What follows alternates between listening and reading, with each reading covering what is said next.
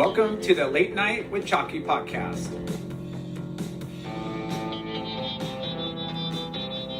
Friends and family, brothers and sisters, welcome to the Late Night with Chalky podcast.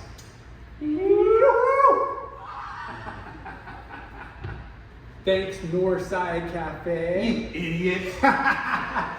That's what we say. That's what we said before, and I, so Board Riders is now. We love them both, but Board Riders is the new space our friends put on, and this is epic, killer food. So come and check it out.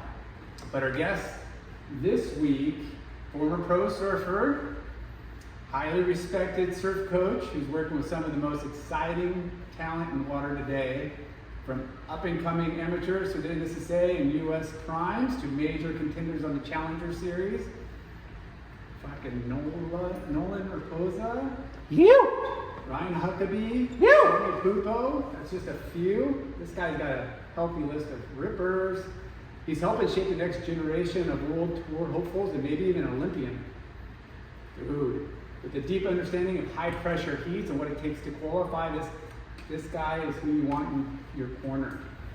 Yes, we're fired up to dive into his mindset, strategies, and journeys for his athletes. And welcome to the show, Mr. Matt Myers, Surf Mentorship. Myers. Stoked to have you, bro. You gotta let out a couple of years. It only took a year to make it happen. That's pretty quick, relatively. We say that about everybody. Yeah, been in the queue for a year, just waiting. Yeah. No, last year almost came in, but I don't know. U.S. Open's a crazy week. It's so crazy. And that's It's so hard to. I mean, when did we figure this out? This morning. Yeah, just luckily today was a good day. I hit him up and he's like, I can do today. And I'm like, fuck yeah, let's do this. Well, today was supposed to be a potential run day, and they called it off, so it allowed me to have an open schedule.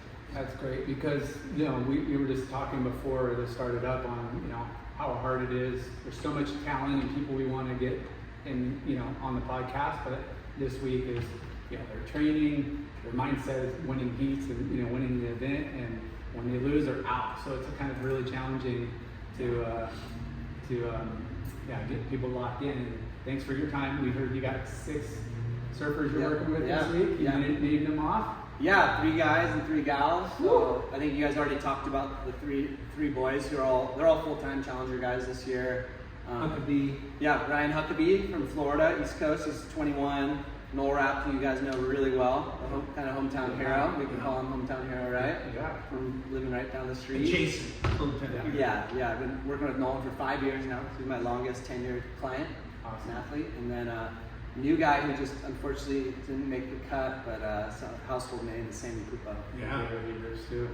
And then I got 3 amazing women. The full-time is Sanoa Olympian, who's an Olympian out of Canada. You guys might not know much about her, but she just won the Jacks Pro recently and came off a really big QS campaign. Awesome. I'm working with this girl, Arina Rodriguez from Peru, who actually was just in the CT event down in Brazil recently.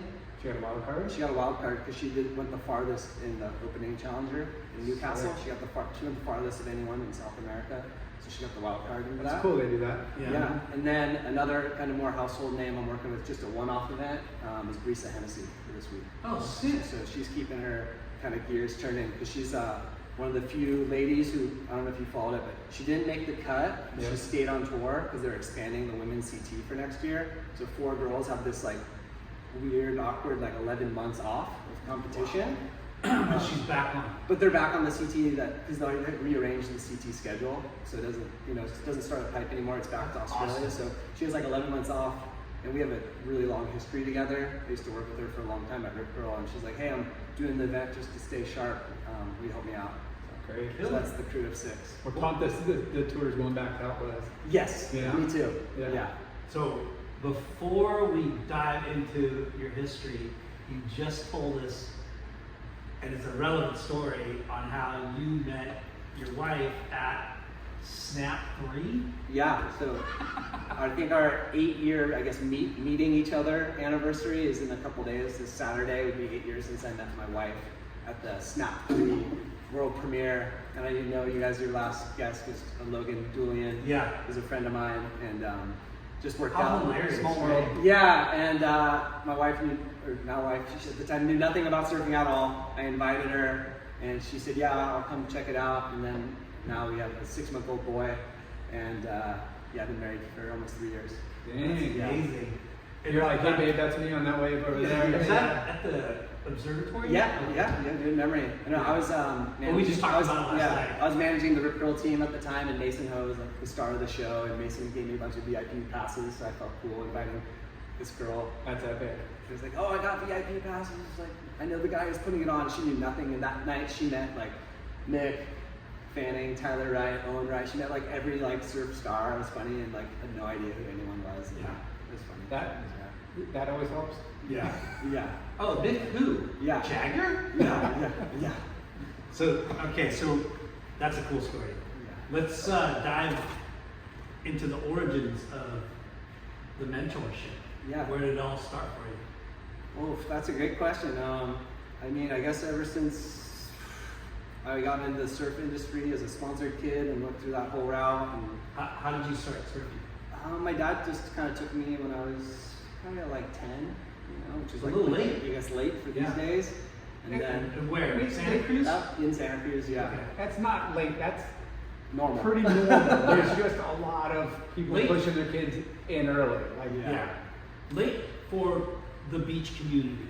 yeah. If you lived in the beach community, that's kind Like of from Jay, so one generation before me, like we were saying, so our generation that was more normal, but now it's Yeah. like you talk to kids and they all start serving at 3 or 5. My dad went to go surf to get away from his kids. He wouldn't Yeah. take us. Yeah. Barely. Now it's like, But you started pretty early.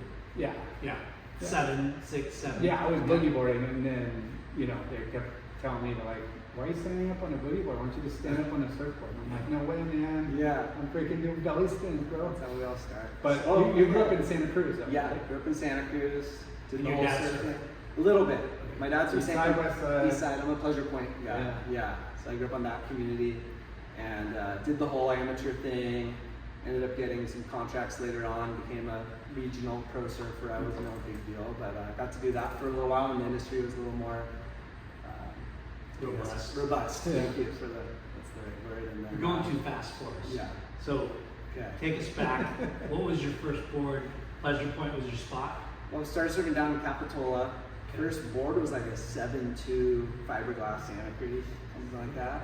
And then moved down to like a 6.0 Froggy style, Osh Bartlett. I don't know if you remember Osh, but he's like a I remember big Froggy, time SC. Froggy style. Yeah. Yeah, he's like a steamer lane kingpin back in the day. Okay. And Capitola was like, that's kind of like a good little gym. Like, That's the training ground. It's a Yeah. super ground. when you don't want to hit the points with everybody and Yeah. go catch And them that's with. a good couple miles from Pleasure Point. Yeah, it's about 2 miles. Yeah. Yeah. Yeah, I'm not super familiar with everything, Yeah. but It's I all know it's it's the land an right expensive- hand point. Yeah, so- you got to get on the, Yeah. the one, and then go down Yeah. and get off Yeah. because there's, just I don't think the I've way ever it is. seen or looked at Capitola. But Jumping yeah. way ahead, just because it's on top of my mind right now, we had the biggest swell of our lifetime, December 28th. Oh, yeah, this, yeah. This last year. Yeah. You guys remember? Yeah, That was the piers were all when- getting washed that's when away. Al Sliber rode like the biggest wave in history at Mavericks, and like Yeah. all of the waves were crazy. But I caught a wave from like the hook all the way to basically to Capitola. So like craziest, longest wave of my life. And I wore like one of those Rip Curl Search GPS watches. It was like 700 yards. Dang. Yeah. Definitely the biggest waves we've ever seen. Yeah. In our Was- in my lifetime. Was it just kind of outside mush burger, or No, kind it of, was like for me it was pretty scary. but like Capitola got kind of Well, tweaked, the right? pier, the Sanders Wharf got destroyed. Yeah. Yeah. It was breaking like hundreds of yards out past the Capitola Wharf, which I'd never really seen before. yeah, And right. it was Oh, just third reef. I don't surf big waves, but it was hard to even make it out. Yeah. Really hard. Yeah, you're in Santa Cruz, though. You kind of get forced into it, right? Kinda, yeah. I mean, like if you want to do something with it, you Yeah. kind of gotta step up a bit, I guess. So, getting to that point, you start at Capitola, Yeah. and then you Yeah, you work your way up the Yeah. system, and because there is a pecking order. There well, is a system. especially back then, like Yeah, it's changed a lot, as you guys know. Things have evolved, but like, I was definitely nervous hanging around the point back in the day, and What? drum beating's pretty hard, West side and east side, right? Yeah. What is the dividing line? The river mouth. Yeah. And where's Yeah. that? That's like just past the boardwalk Okay. right there. It's on the west side of the harbor mouth.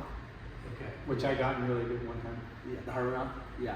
Or Not river the mouth. harbor, but the river mouth. Yeah, it got good this year too. It goes away real quick, you know, like Yeah. like tide Yes. breaks, you know. Because the hook is where your kid was surfing, right? Kind of where Dollar was surfing. yeah. Yeah. Because Yeah, that gets really good, right? Mhm. That day that we checked it out was. Yeah. Yeah. Dollar was charging that day. I just Oh, for mentioned. sure. Because he's retired from Mavericks, does it Yeah. in the past, but now he's like, we laugh about it and call it like Titans of Pleasure Point. So like when he gets his, you know, That's when it's triple overhead Pleasure Point, it happens like once a year. That's him. Yeah. Like, He's go out. psycho. There's only a few people who go out. Yeah. He's the charger. When you get a chance, listen to his episode with us. Oh Yeah, yeah, yeah. it's It was insane. fucking gnarly. Yeah. Like my hands were sweating. I was just like, wait, what?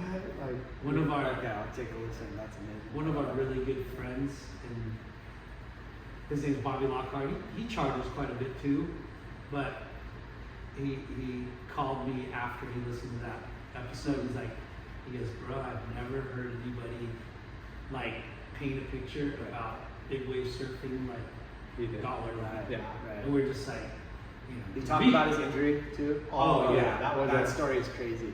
the Injury. Big Sur Yeah, the one? Big Sur one. Yeah, fucking That nuts. One, yeah, that one's crazy. 45-minute walk in Oh yeah. to a 2-hour walk back Yeah. with a broken fucking neck. Yeah. That's not. And- so you went from 7.2 to a 6.0. Yeah, I think I went to 6, and then you work it all the way down, probably down to like a 5.3, 5.4, and then you work your way back up again. Yeah. You know? And what? Who was your first sponsor? My first sponsor was Santa Cruz Surf Shop, which was Awesome. through Omar Echeverry. Actually, got me Omar on the team. Echeverry. Yeah, got me on the team for that, and that led into other sponsors. I wrote for Counterculture way back then, which was cool. Yeah, that's Bobby Martinez was on the team. Yeah. Dude, they had Yeah. a sick. I felt really cool, by the way, getting Yeah. sponsored by Counterculture. I felt That like a guy bad that I guy. just said, Bobby Lockhart. Okay. He was the rep. Okay. Yeah, Marco he was the Foreman OG. was the rep in Santa Cruz. Marco Because- Foreman. Yeah, Marco Foreman. Goofy footer. Yeah. Yeah. old school. Counterculture had it was one of those 90s brands that came out hot and Yeah. they And had a good team. Skin Dog rode for Counterculture too, right? Probably. I can't remember all of his sponsors. I'm pretty sure Skin Dog. I think he did too, maybe. Yeah. I don't know. Yeah. Our buddy Bebop. D-Ball rode for him. That was a sick brand. Yeah. Yeah. And Those they guys. went, I remember are they from- went under when I was on the team. I was like 13. They're from Huntington. Oh, okay. Yeah. Yeah. Mike Schumiller and Pat Fraley. Those are the guys that started it. But so Santa Cruz Surf Shop. Yeah. The Campions didn't own it. No, that Back then, Terry has a different skate shop. Okay. Yeah, down the street. Yeah, yeah, But, yeah. like basically right next door. Yeah. Yeah. Yeah, and we talk about surf shops, you know, how they're Right. like the temples of Stoke. Right, yeah. With you and Grom hanging out at the shops. And Yeah. Oh yeah, absolutely. And that was my summer job, working at the shop, rinsing out the wetsuits. Wetsuits. Yeah, the Good. rental suits. Yeah. Rite of passage right there. Yeah. All the Groms that I coach these days, I'm like, dude, you guys gotta get a summer job and like see what this is like, because they don't. No, None of them do. and that's not a glorious job, but No. but you're so stoked to do it. You know, because working at a shop Yeah. was everything. Now it's You're like, getting a paycheck, dude. It's heavy because everything's changed so much Mhm. from when, you know, we were all younger. You know, we didn't have surf coaches. We No. didn't have, we had jobs, summer jobs. Yeah. We didn't have social media, Yeah. and we hung out at surf shops. Yeah. These kids don't hang out at surf shops. No. It seems like there's a little bit of it in Huntington, maybe a little bit, but Yeah. Yeah. not like the way we hung out Yeah. all fucking day. Yeah. But Like, still on that street, they got Freeline holding it down. That's old school surf shopping. yeah, we love keeping on. Yeah, Yeah. the Mel family. And John was one of my clients. Actually, Pete was John one of Mel. Yeah, we're not working together anymore, but we had 4 years together. Yeah. I've been doing this 5 years now. So the first 4 years I worked with John. Pete was one of the first guys who called me, who I like respect like crazy. And like, For sure. And he called me and said, "Hey, Matt, I want you to coach my kid." And I was Yeah. like super honored to do that. That's huge. Yeah, so we had some good times. We won a couple of QSs together, and now he's off doing his own thing. yeah. So- I mean, it's hard. like, you know, doing the events, and then, you know, he probably went to just go free surf and charge waves and Yeah. kind of do that route. So going back to you riding for counterculture, Yeah. you started surfing contests? Yeah, started doing contests. Homer Henard kind of was a family friend of mine, and he kind of got me into that whole thing and kind of gave me a little lay of the land. So I just started doing NSSAs and all that stuff. But we didn't even have really events up in Santa Cruz at the time. Like if you wanted to do the NSSA, you had to do the Gold Coast region, which is all Ventura, Santa Barbara, Oxnard, all that. So you'd have to like, come down. So my dad would have to like, you know, work his shift on a Friday, and then we drive down like Friday night and compete on the weekend. So it wasn't like Is it hard to get permits up there? Is that why, or just? I don't know why they were doing it. That was Yeah. like, you know, that would have been in late 90s, late 90s probably. Because there would be an NSSA at Pleasure, or maybe it was Right. WSA. No, we'd have like Yeah, one. We'd have like one Yeah. each season. That's We'd it. have our one hometown event. That's it. That was just part of the Because schedule. there's no like training But- throughout the year. But now they have like a whole, there's lots of events. And how was your results? Terrible.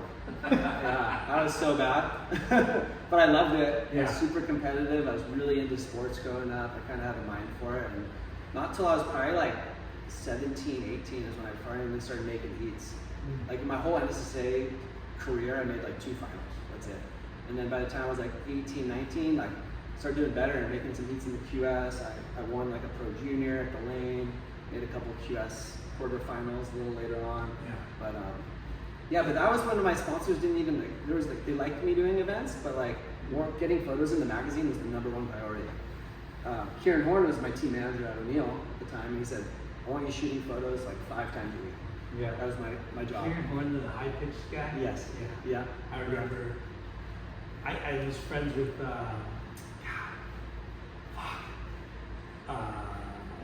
McCoy, Josh. McCoy. Josh. Yeah, McCoy. yeah. Yeah. He used to come stay with me back in the Julian day. and Saquon. Yeah, Those yeah. are also Yeah, all them. my But Kieran Horn, I remember you know, I need to be up there and down here, and you fucking hear this little girl's voice, and it's Kieran Horn. Yeah. But so you did okay, you did better. Yeah, I did a little better later on. You know, I think we were all kind of late bloomers up there. Just Yeah. like growing up in cold water and no coaching and not really around the events at the time. Yeah. It seemed like most of the surfers up there were kind of free surf. Yeah. You know, like you had Yeah. crazy good yeah. waves, slabs, barrels, points. Mhm. You had great photographers. It Yes. was definitely like a hotbed for like progressive Yes. surfing Yeah. Yeah. contests. If we're talking early '90s, Or this is late 90s. late '90s, Yeah. there's a lot of talent. Like, Oh yeah. Yeah. That's what's a Well, trip, right? Like Rapway and Flea were like international stars. Yeah. You know. And Peter Mellon. Yeah. And And you know, Rufo's older, but Yeah. he fucking, Yeah. you know, he was in mags, Yeah. videos. Barney, dude, Oh, yeah. was huge. yes. Like, Yeah. dude, Barney was huge. Yeah. And Arnie even made it in Taylor Steele movies. Yeah. Yeah. And Rat Boy was huge. Like when those guys were on, there was like the air show. So they were Yes. doing QS. They're dominating the air shows. They were in all the video parts, all Yeah. the TR's movies, and TR was, well, Yeah. he was TR was a little before my time, but it was Yeah. like more like Nelly, Graham Yeah. Nash. Yeah. And then my good friend Kyle Boothman ended up making films and like helped really elevate my age group, like Yeah. Austin Smith Ford and myself and Cal Tierman and Nick Lamb. Austin Nat- Meets World? Yeah, Yeah. yes, and Nat Young. So like Yeah. that's like my generation, and like Kyle came out with the Get Rad movies. So if they're on YouTube, you guys can look them up. There's 3 of them. They're all Santa Cruz based Get films. Rad? Get Rad. So it's Get Rad 1, 2, and 3. And we'd have these giant film premieres at the Rio Theater, sell it out. 700-800 people would show up. Wow. We'd all dress up in suits and take like a limo to the film, red carpet vibe, That's and we were fucking just like dope. a little like local status Yeah. at the time. Act like it's a big deal. So that was more like probably Right. like 2006, 2007, 2008, 2009. there was somebody we just talked to. They were doing something like that. Premieres? Yeah, I forget. like But I remember. like somebody. Yeah, it was just like we would just. I think it was one of the Florida guys or East Coast guys. They're like, oh, we make our own movie Uh-huh. and just go roll out and throw these like huge parties. That's sick. Yeah. And it's like that's what Well, what you need to do. That's what Cologne doing. Yeah. Yeah. Oh, he's been killing it. Yeah. So, We need it. after counterculture, did you start writing for O'Neill? I had a little classic enough. I wrote for OP, Wow. and body glove for a little bit, for like 3 years, 2-3 years, after counterculture. And how was body glove received up there? Not great. Yeah. Yeah, that was. I mean, that was you're in pretty- O'Neill country. Yeah, and I then wanted to but talk it about how- it really kicked off when O'Neill. When Kieran Horn approached me when I was like 17, 18 for O'Neill, that was like the first paycheck I ever got Yeah. for surfing. So you got paid with O'Neill Yeah. first. Yeah. And what did you ride for body glove first? Yeah, body glove briefly. That was just like a small thing. Yeah. You know, just Isn't it crazy though? Like how Santa Cruz is known for Hotline Yeah. and then O'Neill. Yeah. and then Buell a little bit. Yeah. That was But later. O'Neill is Yeah. the fucking Yeah. first Oh yeah, name. dude, of course. The first name in the I mean, water. Jack O'Neill's house is right there. Still, this right there at 38th Avenue. Yeah. So you got to ride for them. And Yeah, that was killer. And then I worked at the shop there too for a little bit too. So, The O'Neill shop? yeah. Yeah. Yeah. I was just there too. In high school, I did school, go surf, and then I'd do like a 4-hour shift at night, like the late night shift. At O'Neill, I remember. Those are the best. Surf all day, work at night. Yeah. You know, it's either that or One this on 41st. Yeah. Yeah. Exactly. That's such a trip, that building. It looks like was it a bank or something? Yeah, it looks like a bank. All Yeah. the brick and everything. Yeah. Yeah. Like you walk up and you're like, this is a surf shop? Yeah. Still is. It's dope, but it's like, it's huge. Yeah, it's an iconic shop. You know, not just its look, but it's, you know, Yeah. So it's you been around forever. were saying you were into sports? Yeah, grew up diehard sports fan. Did you play sports or? Yeah, I played baseball, basketball, and soccer basically till like 8th grade. Wow. Yeah. And then surfing to go. Yeah, surfing together. As it always does. Yeah, it does. Yeah. One hell of a drug. Yeah. I remember like going to the tryouts and like the coach wanting me on the team, and I was just like, wait, I can't do this anymore. Yeah. Surf comps or surfing is way more important. Yeah, and fun. And Yeah. you're in the water. Yeah. And, And you you don't do have your somebody whole- yelling at you. Yeah, you can do your whole life. Yeah. So what boards were you riding? Well, I guess it depends what time of my life, but I rode M10 boards for a while. Yeah. Yeah. Is he still around? Yeah. Yeah. What's Jeff, that guy's name? Jeff Rage. Okay. Yeah. And now Okay. Randy Bonds took it over. Okay, Yeah. that's what I thought. And Randy Bonds is shaping for him. For M10. Yeah, for M10. Okay. Yeah. Yeah, I used to haven't see heard those. that anymore. Randy Bonds? Yeah. He's Somebody still mentioned him. I bet. The Somebody kid. mentioned him a couple, Yeah. whoever the last Santa Cruz person we had. But, There's so much talent. That's why Yeah, we keep yeah. drawing out names. That's why like our board riders team, I feel like we don't have like this like super top heavy team. We're deep. Yeah. We're super deep in all of our categories. Like Yeah. we can like go pretty far back. Kind of like Huntington. You know, more Yeah. blue collar. You know, we got Yeah. a couple stars here and there, but like, yeah.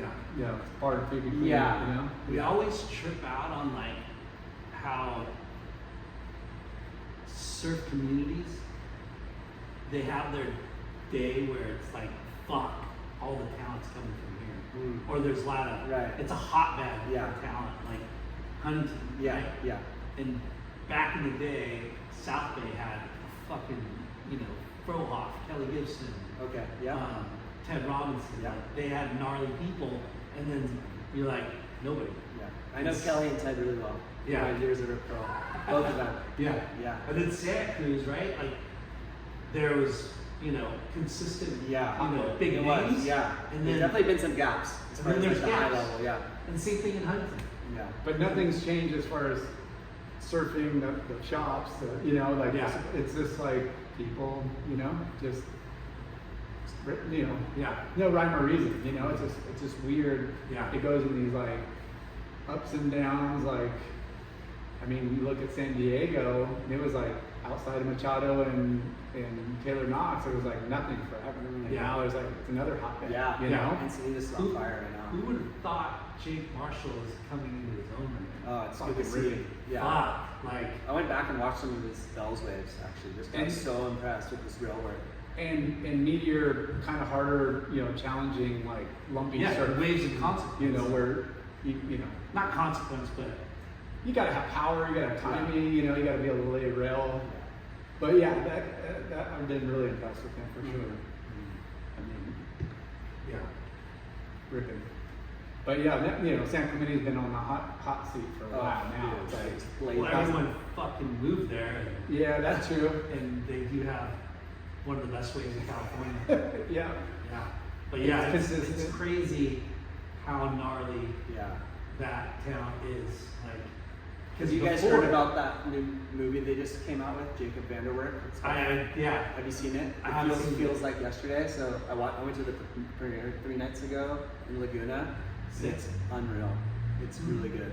Really, Jacob, good. what? Jacob Vanderwerk. Yeah. Yeah. He And- went all out, and it's 8 guys basically in it, all from San Clemente. And I was like, I did a little Instagram post on it, but I was like looking at their age gap. It's probably like 8 or 9 years between Griffin, who's probably the oldest, and the youngest is probably like Cannon Carr, Luke Weiler, Hayden Rogers. Yeah. So like 8-year gap probably between them, and just that talent level between those guys was It's fucking mental. mind melting, dude. Yeah. Yeah, you'll get a freak here and there, but when you have like a group, I mean, everybody feeds off each other, and it seems like it, I mean, you get these one-offs every once in a while. Yeah. You know? How long did you ride at Intense? A handful of years. Yeah. Yeah. And then what? Where did we go? I even rode some Steve Boisens for one point. Awesome. Yeah, the Oceanside. I rode Xanadu's at one point for a little bit. What did I go after that? I definitely jumped around a little bit. Yeah. As you should. And then, but I've ridden Losts for like the last 12 years, about something like that. Locked in. Yeah, I just like made a connect when I got the job at Rip Curl as the team manager. In Did you live down here? Yeah, I lived here for almost 10 years. Okay, so Yeah. you got the job and Yeah, so 2012, I But jumped before we yeah. jump into that, so Okay. you were at O'Neill, surfing pro for O'Neill. For 3 years, For 3 and then I actually got a little bonus, and Chris Drummond got me to ride for Fox. When they were, yeah, Drum Dog yeah. Millionaire. Yeah, so that was super cool. So I got to be on the Fox team when that kind of exploded. I think I rode for them probably for like, that was my last real sponsor. So I Yeah. rode for them for like 4 years. I got to do some team trips. Dude, they had a good thing running. Christian Simons rode for Yeah, Christian, Fox it was too. like probably the end of when I was there. Okay. Yeah. But I And rode you took Drum Dog's job. Yeah, Oh, did he? yeah. But that was killer, dude. That was really fun. We had like a team house in Hawaii, so I did some North Shore seasons. We did some like Mexico team trips and things like that. Fox had a fucking Roster. stab at surfing. Yeah. When I was there, like Eric Geiselman was one of the Bruce. guys. Ian, Bruce. Yeah. And Geiselman. Geiselman, yeah. Yeah. They had a stacked team. And you got to travel the world with them? Yeah, a couple international trips, but like I was kind of a regional pro for them. But that was fun. Yeah. Yeah. So back to surfing contest, you said you did okay, you made a couple finals. In the QS, I made a couple quarterfinals, Mhm. but I like, yeah. Where were your I think- QSs? I pretty much did all the North American events. I didn't travel internationally other than like, I do like the Coldwater Classic that they have in Canada a few times, but I go to the East Coast and do the East Coast events, come down here, do these How events. shitty the East Coast is. Brutal. I'm going there in a few weeks, dude. Like, I'm there. Like, you yeah. just, you know what you're gonna get. Like, Yeah. It's a tough. foot and a half. It's kind of like maybe. it's like Huntington right now. Yeah. It's about But, yeah. but Huntington at least has somewhat of power to it, Yeah. even when it's Yeah. like small. Yeah. But the East Coast is, It's oh my tough. gosh, dude. Yeah. It's tough. That's a, when they say grindy, that's a grindy fucking place. Yeah. Got it. Video parts? Yeah, that was kind of a big movies? part of like, yeah, the Get Rad movies. I got really close to being in the, what was the Taylor Steele book where you have to get voted in? Intersection. I missed out by like one spot Wow. to be in that. I made a hilarious skit. It's on Vimeo if you guys want to look it up. Yeah. But What's it? Is there a title? I do a Michael Jackson Thriller remake. Yes. And we went all out. I had backup dancers, What? full makeup, What? skits. And 'Cause red it's leather? Taylor, red leather jacket. Yeah. Oh yeah. Wow. Because you know in the Taylor Steele movies, you have, Oh, to, have yeah. you have to have a skit. And Taylor Steele wrote me and he's like, hey dude, the production was there, but your surfing's not quite there. And I knew it. I was just like, one's not How quite. brutally honest is that? Yeah. You know, You gotta hear what you gotta It's like, hear. thanks. I had a I couple totally good get it, but friends. Yeah. that's a bummer. Yeah. Yeah. It's all good. That's funny. That's Hey, at least you awesome. went all out. Yeah. Why not? Hey, Yeah. your production value was insane. The skit was awesome. Those are good guys in those movies, you know. Oh, for sure. I was just right below the cut. And were there were there magazines like, you know, like ads and stuff you're doing? Yeah, I got some ads, got Yeah. some Fox ads, freestyle watch ads, got a couple spreads and transroll and surfing. Which is epic, Yeah. you know? Yeah. We were talking about a little bit earlier when we're like, fuck, man, you know, there's no surf coaching, but people, well, there was, but it wasn't as big as it is now, right? And there's so much more ways to make money back then. Mm-hmm. And the industry itself was super fucking healthy and robust. Yeah. And now it's like, you know, Well, different. it's different. It's different. And, you know, again, I think a lot of brands have been on the whole industry's been on a, you know, digression, you know, Yeah, tightening up. But I also feel like, you know, COVID was eye-opening when, you know, they were spending so much money in marketing, you know, a lot of these brands. COVID happened, and then they're still seeing like great sales, about half the marketing, or if any, you know? So I think the rollout has been really kind of like, do we need it? Mm-hmm. Can we survive without Right, it? Because right. going back to those days was like, you know, I don't know, maybe a little lopsided, but it's like, it's such a bummer because you see so many athletes fucking rip, Yeah. and they don't have any stickers. Yeah, And supports, it's like, dude, where's the new sticker? for sure. Like, And it's expensive to do the QS or the Challenger everything's series. So like, expensive. there's a lot of talented surfers that can't do it. Yeah. So I feel for them. And even Australia back in the day, there'd be, you know, kind of a blue collar, you know, workhorse. He'd be like, Yeah. he lays tile and Yeah. does construction. He saves enough money and he goes and puts himself on tour. Like Mhm. that, you know, kind of needs to come back in a Yeah. way to, you know. You know who that reminds me of is Skip McCullough. Oh yeah, yes, yeah. Fucking He's badass. tool belt, Yeah. boots, Yeah. fucking work, you know, for a couple months, or put in the work and then go to Bali. Because that's what a lot of Yeah. surfers did. That's what they used to do, Yeah, yeah. like, hey, I'm gonna work for a few months and then go do a 2-month surf trip and come back, and you know that was kind of the surfer MO, you know. Yeah. But you know, people now could like do social media, like, you know, fundraise or, you know, whatever too. It's like there's ways to make money, Yeah. or start their own brand, or Yeah. you know. But Yeah, it's definitely, there's still ways, but it's definitely different. from Way harder. What you guys did. Yeah. You know, magazines, videos. My big hope right now is just all these emerging brands can like create that. I think I don't know if Pat O'Connell, I read it somewhere, it might have been a stab interview, but just the brand wars back in the days, what drove the businesses, right? And they'd outspend each other in these brand wars.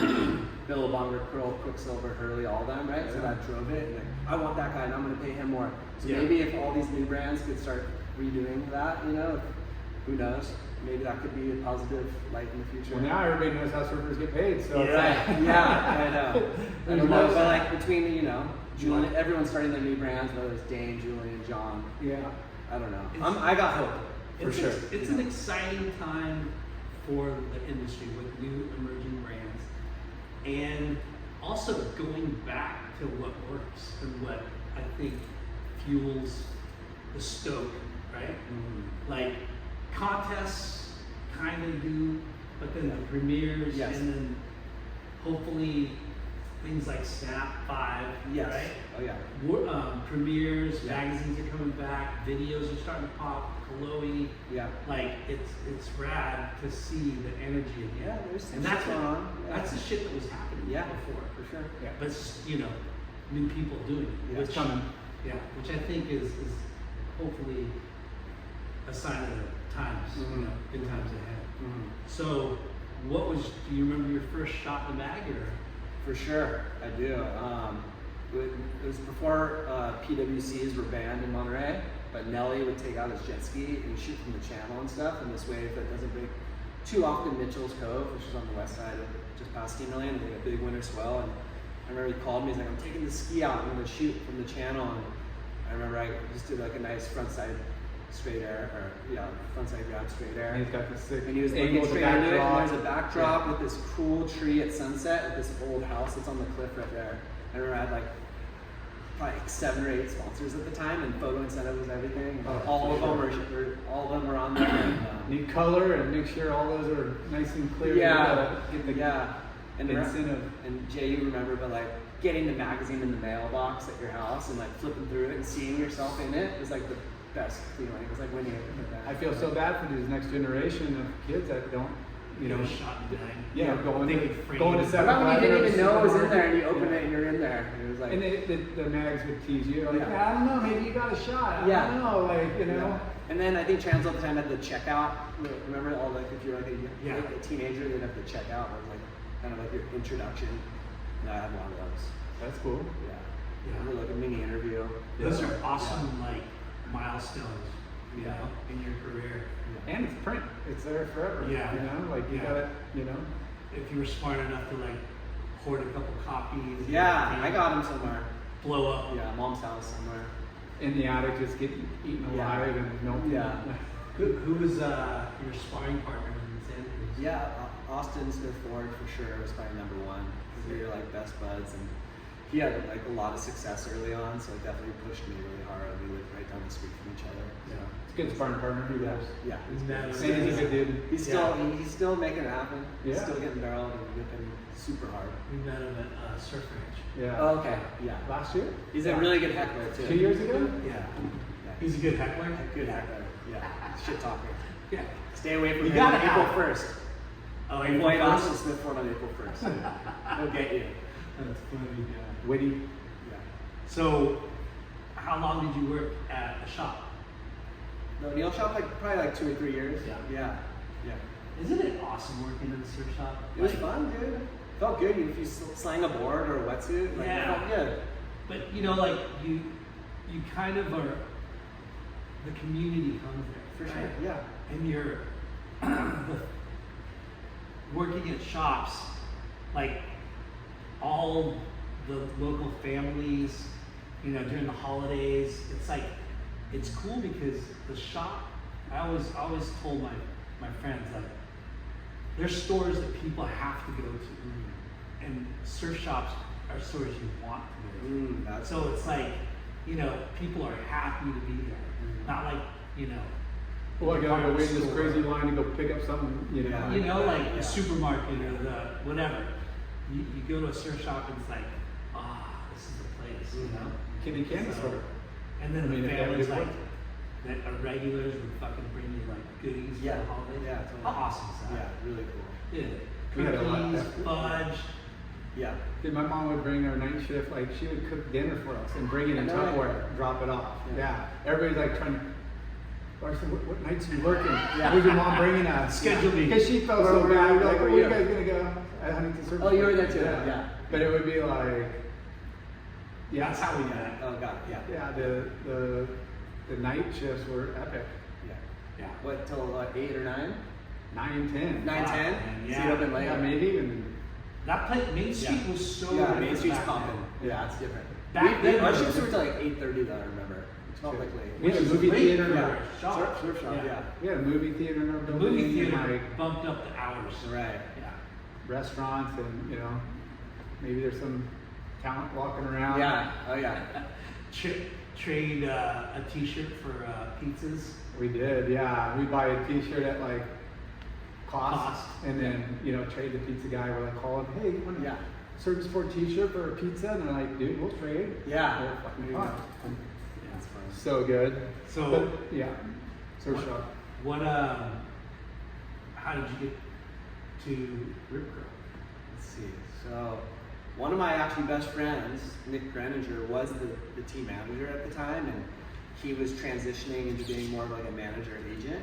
And he was working under Dylan Slater at Rip Curl, and they brought me on as a team rider. So I was going to be like it was a weird role, because I don't even know how it all happened. It was basically they like gave me this offer. Okay, you're going to be a team rider / marketing representative for the area of Santa Cruz. We want you to. It was kind of like what we were just talking about. We want you to like put on events around town, help host little premieres, maybe like host like a ping pong tournament with the ground, like all these. I was like 24 at the time, like, and I was on aging out of this pro surf thing. Yeah. Like I just writing was kind of on the wall. Which is smart for a brand to do. Yeah, so You they know, wanted have me to some- be like a Rip Curl didn't yeah. ever really have a foothold in. They didn't have much presence up there. Yeah. So they wanted to bring me on to do this like kind of like half team rider, half marketing guy Yeah. kind of role up there just to bring some energy because they had 3 stores up there.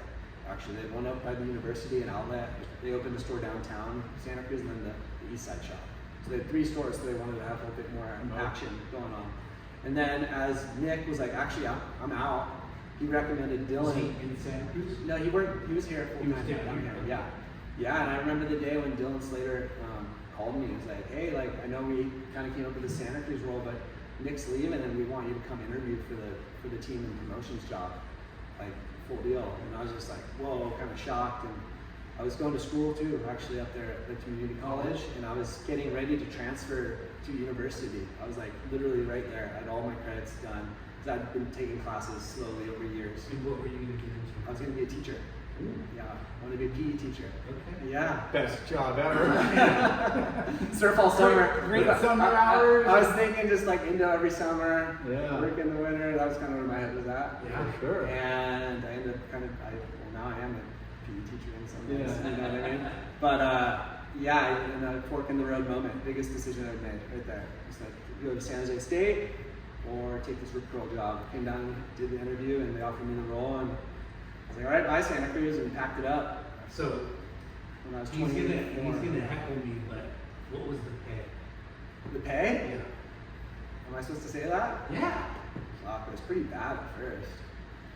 To move down here, full-time gig, running the team. 35, It was 50, 60. like the starting was probably 40 grand. Yeah, Which is not bad for a 24-year-old. not too bad. Yeah. Get out of college. I was making like $1,000 a month before that, living Yeah. at home for free. Right? That's Yeah. what I mean. Like Yeah. it's a stepping stone Yeah. to what you're hoping to Yeah. achieve. Yeah. And you have a pretty big friendly budget that you could kind of, Yeah. you know, like if you're always And entertaining you're and taking working people. Yeah, one no, of the for things, sure. You're not Yeah, spending as I got a much business as credit. you I got a business credit card. They actually worked the deal as far as like I got a part of my rent paid for, so I could have all the international surfers stay at my house when they came to town. There you go. Yeah. See, And guess see, what? there's- First year, guess who slept on my couch for 3 weeks? Gabriel Medina. Bing. You looked that one up. No. How'd you know that? I don't know. I just guessed. Fucking nailed that, dude. Gabriel Medina, age 17, sleeps on my couch for 3 weeks. Is that when he killed it in? That's when he won the Lowers Pro in in San 1960. Francisco. That was later that year. Okay. Yeah. Same year though. Yeah. Fuck. It's because he Yeah. slept on your floor. Yeah. Yeah. How funny is Gives that? you pointers. Girl, this Brazilian kid is on the come up. Like we want like him to kind of fall in love with American culture. You know, we want to make him more marketable in the area. So we want you hanging out with him every day, all day. Yeah. Like you know, groom him into loving it being here. And we'd surf 54th Street, go down to Lowers, and then I think it was the most dominant performance I've ever seen was the Nike 6.0 event. That year, he got like 18 points every heat. If you like go back and look at the Fucking stats, it's like the bananas. craziest stats ever. I Yeah, remember machine. I saved some of the heat sheets when they used to print out the heat sheets from that one. Yeah. Yeah. I see Machine in a good way because Yeah, yeah. his execution and he never makes mistakes or falls. Yeah. You know, rarely. Yeah. And he goes fucking big. Like Yeah. You He know? didn't hold back at all. It was just And, like, like- balls to the wall. super different approach. You know, not very methodical. You know, Yeah. like he's the real deal. So Obviously. the fork in the road. Yeah. Where were you at and where were you working before you got the job at Rip So I actually had a small paycheck from Rip Curl from like what I was talking about this new like Doing the this regional team. It was only for a few months, Okay. and then what else? I was going to college, living out at my parents' house, and then I had like summer jobs and stuff. But yeah, that was about it. Yeah. Because that's such a huge change in lifestyle. You're moving all the way. Oh, well, what I was most worried about, and since you guys are diehard surfers, you'll understand, is I was like, I'm giving up my pecking order. I'm 24 finally. Did that I come- finally fucking get set That waves. came to your mind? Yes. I was like, I finally get set waves. I'm gonna go away and Have to then they're leave? gonna go in. I'm gonna leave my hometown. That is funny. Yeah. That is hilarious, but it's true. Because we are surfers, that would No one else come would up. understand that. Yeah. Yeah. Like You I can't finally fucking have my comfort zone. Yeah. And now I've earned it and fucking battled with all these people. Yeah. And I've Yeah. earned my spot in the lineup. I actually won the Polar Classic Trials that year too. Oh. That was one of my biggest, honestly, achievements. Yeah. And I got to surf in the 6,000 prime at the lane against Julian Wilson. That was my last QS I ever did. I didn't make that Winning the local trials was an Yeah. accomplishment. That That's- took me yeah. like 5 years of trying That's to do some that. clout right there, you know, like not too many events and people coming Yeah. through that. So I got to surf against like the #1 seed. So boom, Dylan hires you, fucking pack up all your shit, Yeah. and drive down. Yep. So where did you move? Costa So Mesa? I moved right to Newport Beach, Newport 41st Street. Okay, so 41st, Final Beach. 41st and River. And they're paying for part of your Rent. rent. Yeah. Yeah. Dude, Yeah. that's a fucking. And you don't have to put on a 5, 4, 3 in booties. No. But I went from surfing Pleasure Point to surfing. Crap. 54th? Yeah, it was fucking shocking. Took Short- me for short sure 2-4 years to like Acclimate. yeah, just to the shit waves. Yeah. Why is it so choppy? Oh yeah, there's no kelp. Because Newport gets good. Oh, it gets really good. Yeah. But just not what I was used to. Yeah. Yeah, totally different surfing. It's so much more granola and earthy and like beautiful up in Santa Cruz. And you can drive 20 or 30 minutes in any direction and find like fire and waves Yeah. if you want to. Yeah. They're out Here, not so much. there. Yeah. Oh, you're just I was driving. just surfing the you're just lower. I driving was like the surf. surfing lower jetties every day in the winter time. It was just like soft 28th Street, and I'm just like, Oh, that's my spot. I was like, what is this? But you drive 20 minutes to like the same type of wave, you know? It's not Yeah. like you're going to some other, you know, reef or point break. It's I did get lucky that winter and discovered Southside Seal though, and got a couple days, Oh, and that shit. blew my mind. Big that Creek was- gets good too here Yeah. and there. I got right off point. Yeah. At Creek. I mean, Well, it's just, I'm dropping names of all like the best spots probably around here. What so. did you notice the difference between Santa Cruz and Orange County? Ooh, biggest difference? Yeah.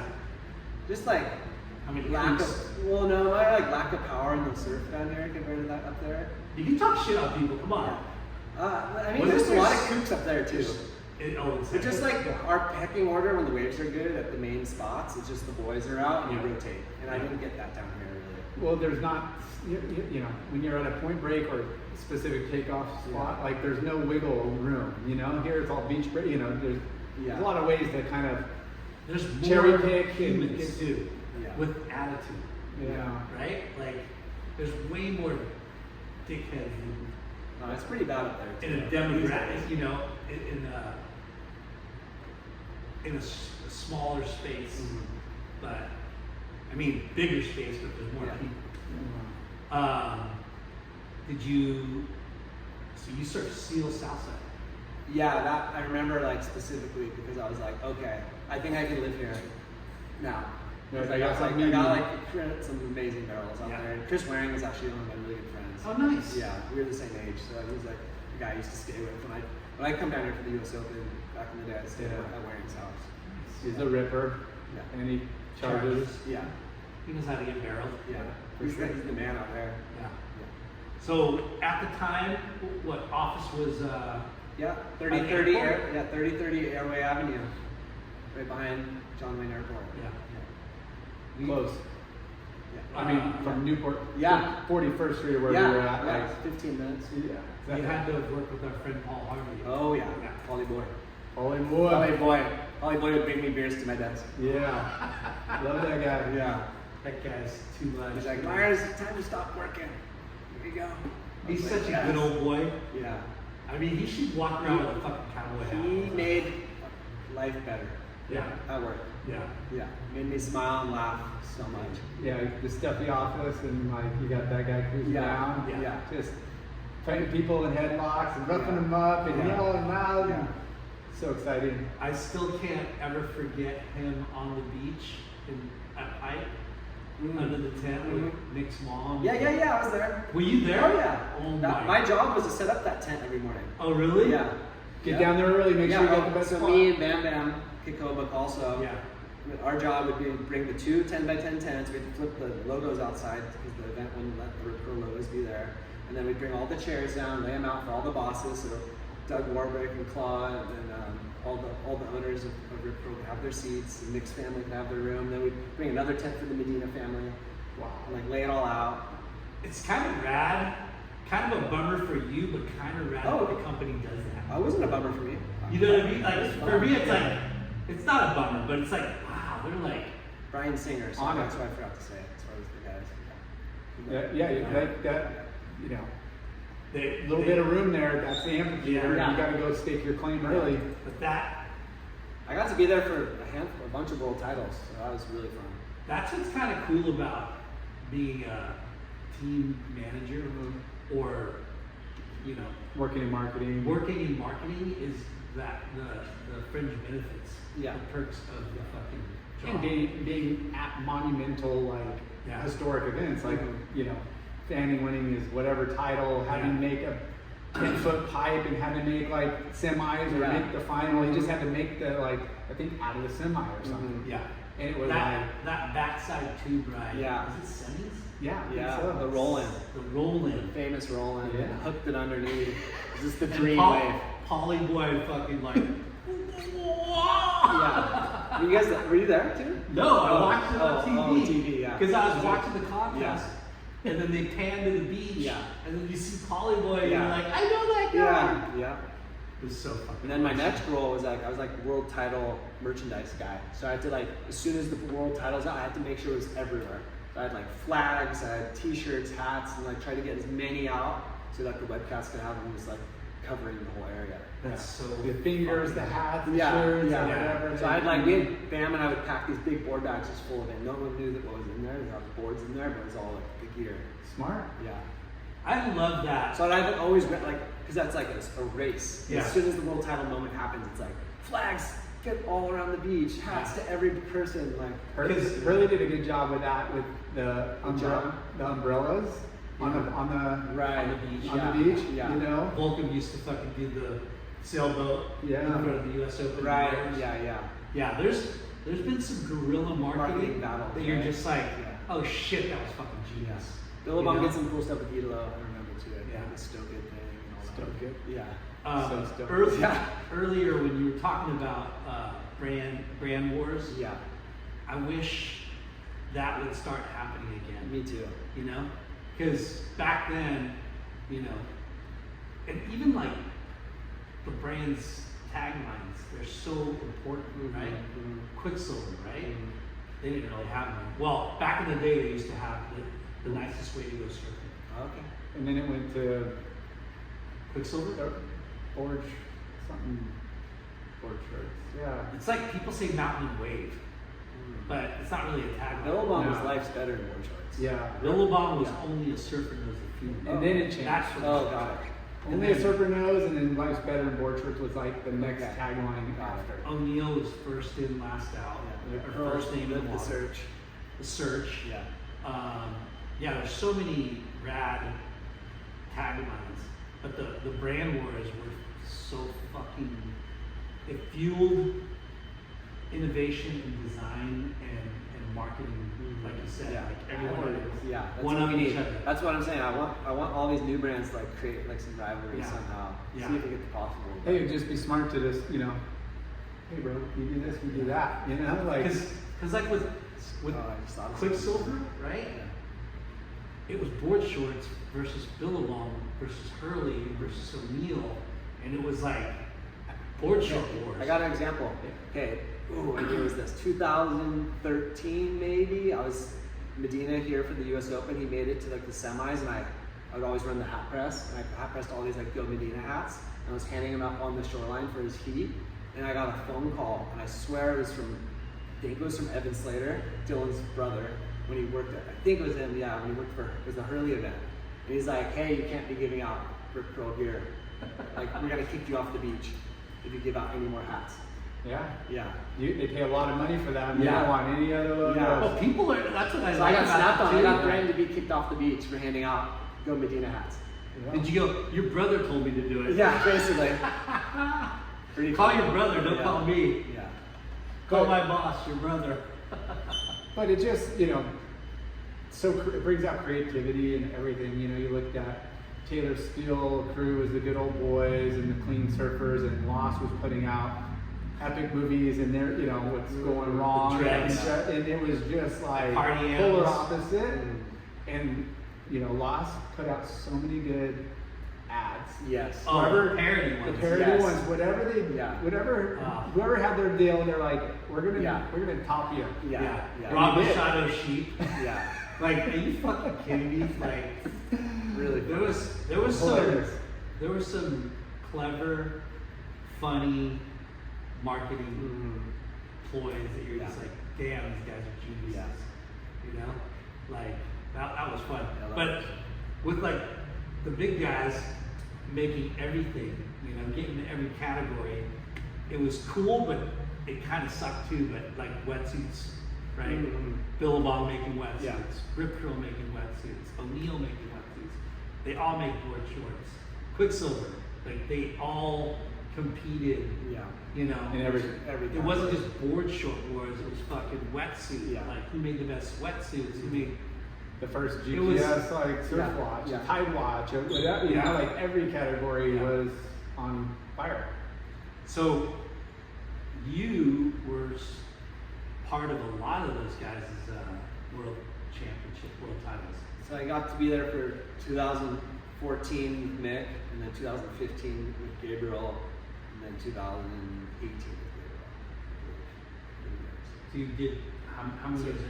I did 9, almost 10 years, almost 10 years at Rip Curl. Wow. And I was there for 3 men's world titles, and Tyler Wright won 2 in that time also. Stephanie Gilmore. Steph was on her way out right when I got there.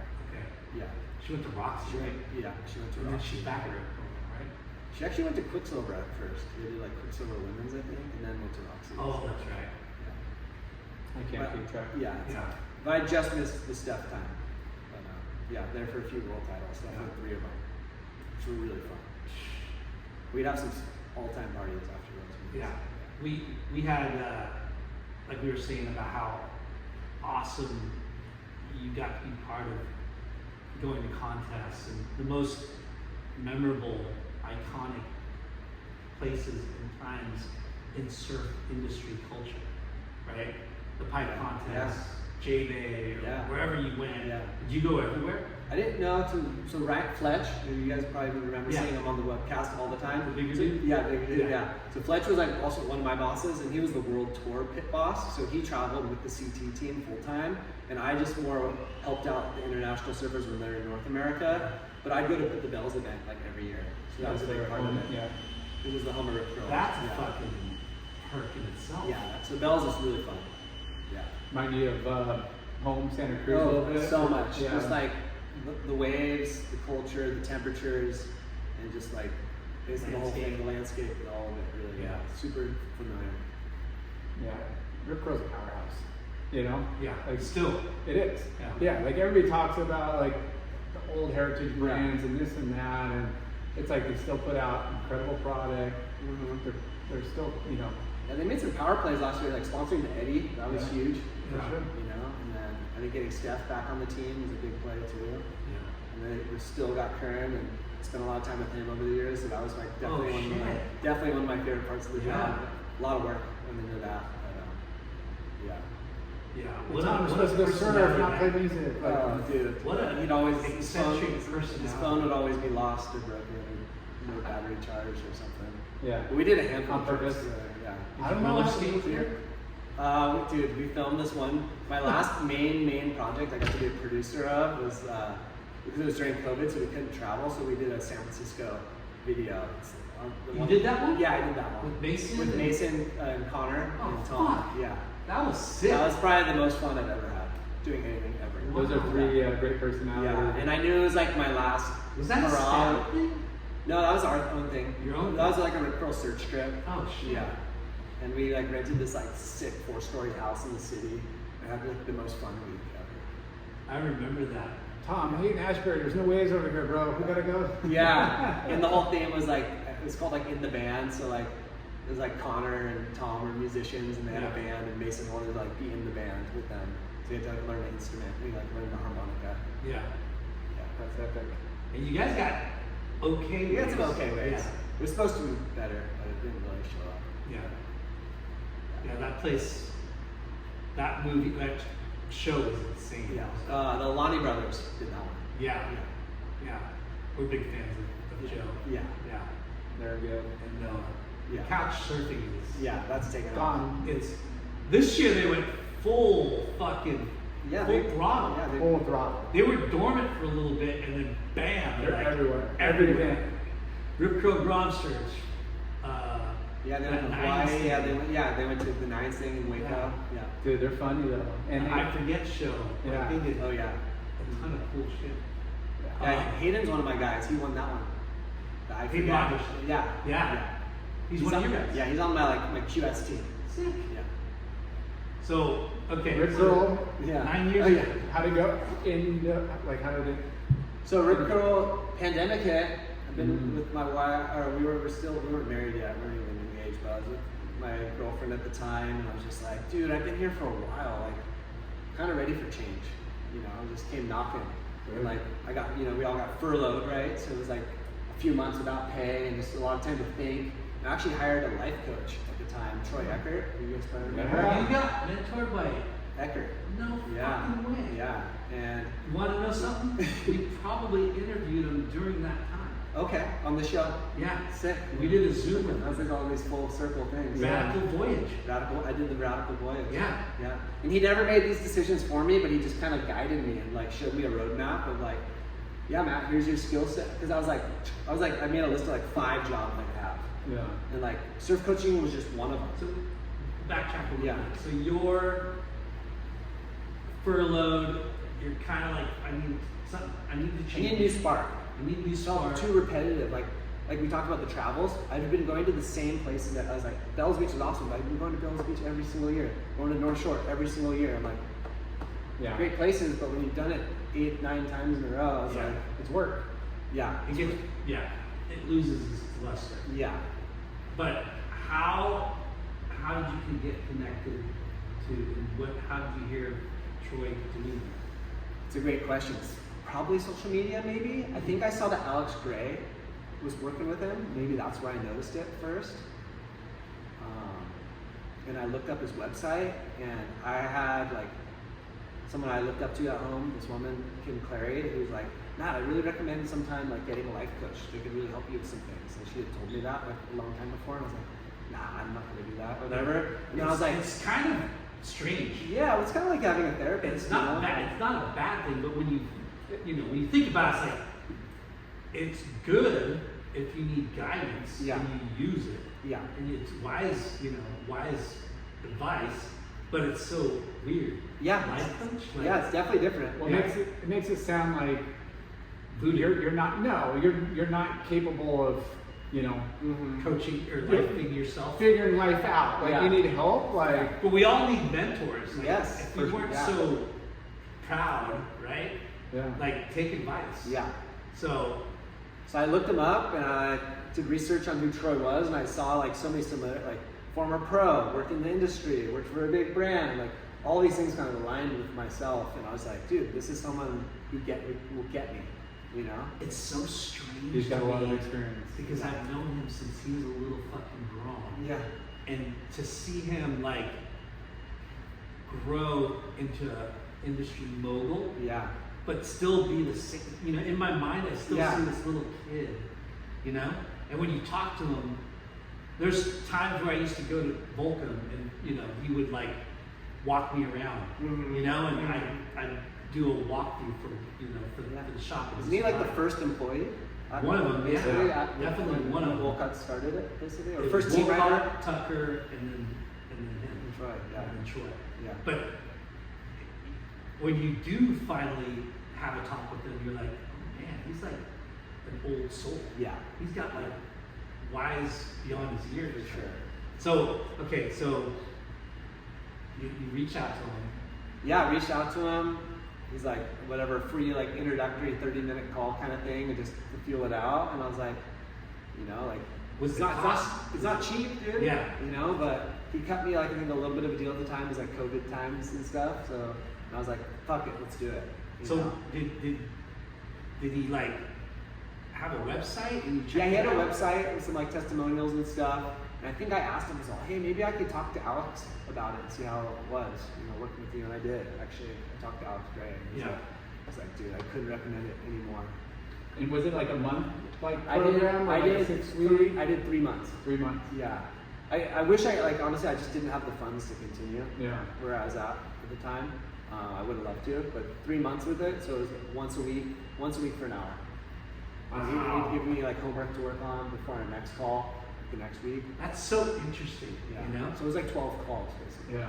You know, and the last one we did together, like all of them were on the phone, like FaceTime and stuff, and then the last one we had face-to-face meetup. That's epic. Yeah. We just interviewed a buddy from here, a local guy, James Queen, and he is a fitness like nutritionist, and he kind of did the same thing. He was doing like a gnarly job in like the oil rigging like world, and he putting cranes together. and so he Hardcore. he's like a life Man. coach, mentor, but on the like workout, like Yeah. nutrition side, and he has the same thing. This guy, you know, it's just like people find they're good, and Troy obviously found a niche that he, you know, Yeah. like I mean, help people, He you doesn't, know? and he like doesn't just. I mean, you guys probably know from talking, but he doesn't just do like guys like me in the surf industry. He was like leading like a women's group, and like I was like, No, well, that's what not I mean. like. Like, But He's then he's so also got, like, he's got a handful of athletes on tour and stuff too. Yeah. That he works with. Griffin and Crosby. Crosby. Yeah. It's so mind-boggling that his life went that direction after being such a industry, you know, Yeah. guru of Well, he went through a lot of shit. he went through a lot of shit, personal and business. Yeah. But it's so neat that there's that different side of him. Yeah. You Like, know? he helped me so much. And it's so funny, Yeah. dude. Like he rips, he charges. Dude, yeah. still rips. Still rips. Yeah. Still charges. Yeah. Oh, we had Always gets the best wave. It's one of those guys. well, Yes. Yeah. we interviewed Caius King a Okay. couple years ago, and it was firing at Newport Point. Yeah. Yeah. And he met with us after the surf Newport Yeah. Point. Yeah. And I watched like people on Instagram, like Yeah. Katie, I mean everyone was there. Katie Simmers, Yeah. Jordy, Yeah. Caius. And it's funny, I was like, oh, did you get some good ones? He's like, yeah, I got a couple. He's like, but Matt, there's this dude that fucking, he's a skinny old man. Yeah. Right, old He had a beard. hood, Yeah. a hood, and he was getting all the good ones. And I'm like, I'm oh, a twin really? thing, probably. I'm like, He you goes, got yeah, you know 7'2", this 20 guy? for sure. You know this guy? And I'm like, holy shit, that's Yeah. Troy Eckert. Yeah. You know how we know styles? Like, Yeah. we were in Costa Rica a couple summers ago, and we're staying in this house down from, you know, Playa Negra, and I'm like, it's kind of far, but not too far, and I'm like, fuck, that kind of looks like Troy's style, Yeah. you know, like right off the bat. But he was on this like Yeah. 7'2", 20 fit, Yeah. you know, like definitely a board, and I could see it. He had like his knee wrapped, and, you know, it was kind of far, and then we paddle out, and I was just like, it was fucking, Yeah. I'm all, Yeah.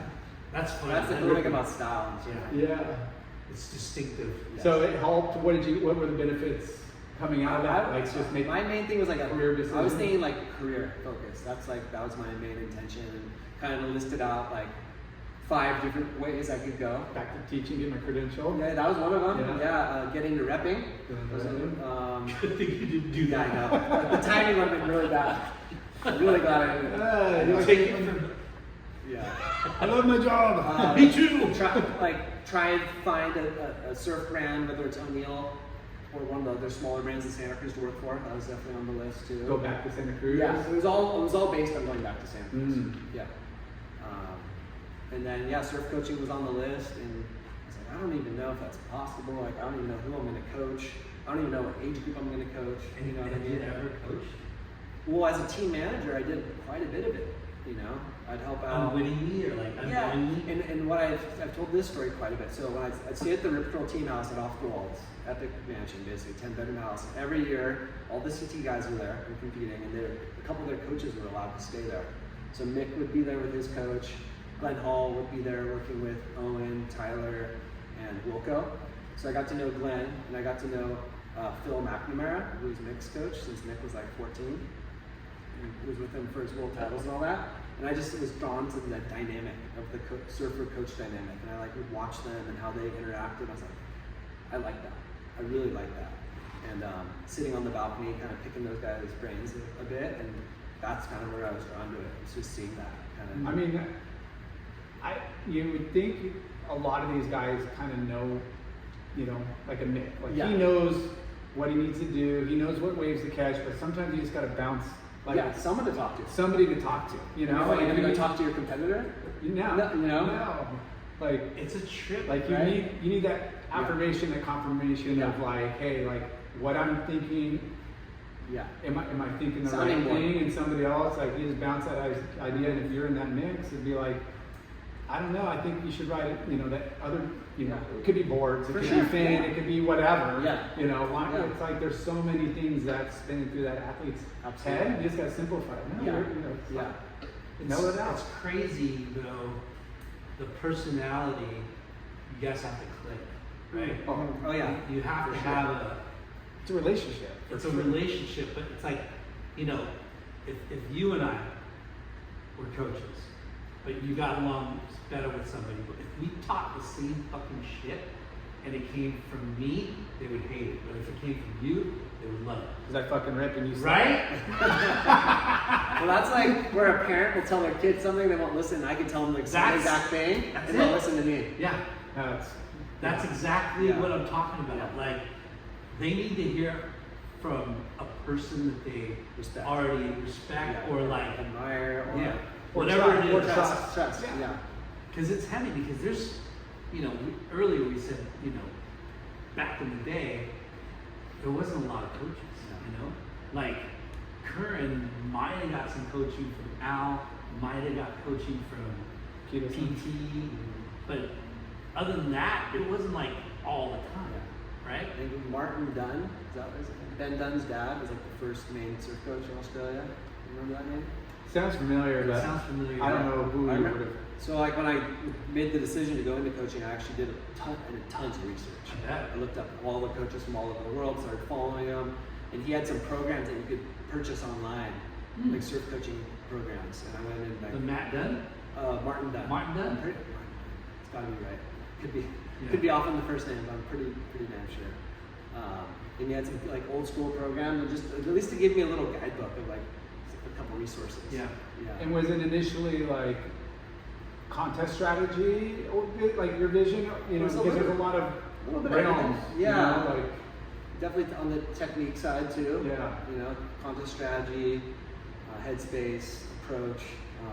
But I mean, that's why what it probably morphed in now. But, Yeah. You know, like there, you know, Yeah. you kind of like, Yeah, in the What- beginning, where do I, yeah. like, what's my role? Like, what do I help these guys with? Like, I mean, I guess it comes to two-way street. Like, there might be a surfer that, hey, I need just somebody in my Yeah. corner to talk, you know, Yeah. equipment because I got all these boards that look Yeah. exactly the same. Or I need, hey, like, a heat Mhm. strategy. Like, Mhm. I don't know. There's got to be. Yeah. Well, one thing I forgot. I remember you asked me like what I was doing for work before. Well, I was also doing quite a bit of judging. Forgot to mention that. And I also was doing some broadcasting too. So like Chris Cote had hired me to do a few events. Oh, shit. So I did like not many. I did a couple. I did like the For Cabo. Transworld? No, it was like he was like running the show at the women's Los Cabos Surf Open down there. So he brought me down there a couple of years to do that. And then I was Cool. working under Bill Seitz, who's the head judge, doing some judging too. So Yeah. I even judged one QS. I judged the Caton on Northside even. Wow. One year. Yeah. And that's Probably the last year I ever ran. that's an important experience. Yeah. To be able to like tell your team. And just to understand what that's like. yeah. To judge an entire event, let Yeah, alone, be on the let other alone side. one full heat, let alone a whole day, like 5 days in a row of judging, like how Yeah. hard that really is and where you gotta be. Well, you know the criteria, And and you'll know, you know, you've seen other people's scores, and like, you know, Mhm. you know what to assess. absolutely. And for conditions like, I mean, it's crazy because we know good surfing when we see it, right? Oh, yeah. But But you're sometimes, biased. Everybody's Yeah. biased. Sometimes, Everybody's sometimes subjective. you know Yes. the outcomes are like whoa, you know. Mhm. But being a judge, you that gives you even more clout Credibility. as being a coach. So Anna's hard. I didn't really enjoy it too much. Oh. Judging thing. Yeah, it was hard. Coaching stuff. Yeah. Everything stuff. Yeah. Like, So Eckert, Radical Voyage. Yeah. He gives you like talks you through. He was just he's really good at asking lots of questions and having me like write down my dream. Like, what does your dream life look like? You know, no borders, things like that. You know, taking the time to think about that. And those are hard questions to answer. And then when we started really like figuring out, like, okay, well, I kept aiming towards this coaching thing, and then I was working with him. I was like, well, I have all this background in judging and even the broadcasting and being a team manager and all sides of being a former pro myself, all these things. I'm like looking up the other coaches, like Micro's got Micro Surf Academy, a couple of people like wrote Academy, and then I was like, Troy, what about like Myers mentorship? Because it's more than surf coaching. Like I'm not just gonna tell you like hit the lip like this way or that. I'm gonna like help you in all aspects of your surfing. So that's where I came up with mentorship. Yeah. And were you? And when I told Troy that, he was like, "That's it." Yeah. It's like you nailed it. Like, You it was nailed my it. idea. Yeah. And he helped me to get to that idea. That's But cool. Troy's like, "Dude, that's it." But did you research the money aspect of it? A little bit. Yeah, it was hard. There's no like, you can't look. I mean, ChatGPT wasn't around. I don't even know what that would say. Because it's like piecework. Yeah, Piece- I talked to Sean Ward, who you guys know, Yeah. Wellington. He had him on the show. Yeah, he helped me out as far as finding out kind of numbers, because he works in that kind of realm as far as Yeah. being a manager. Picobik also had a lot of friends that were coaches in Hawaii and stuff, so he gave me some ideas of like what they're making and what they charge. So then I kind of have to figure it out. Yeah. Because that's a huge, important decision-making factor Yeah. of like, well, fuck. What's my dream job? Yeah. What's the dream scenario? And providing. Yes. And then Yeah. thinking about how that's going to pay for a wife and Yes. family. Yeah. Yeah.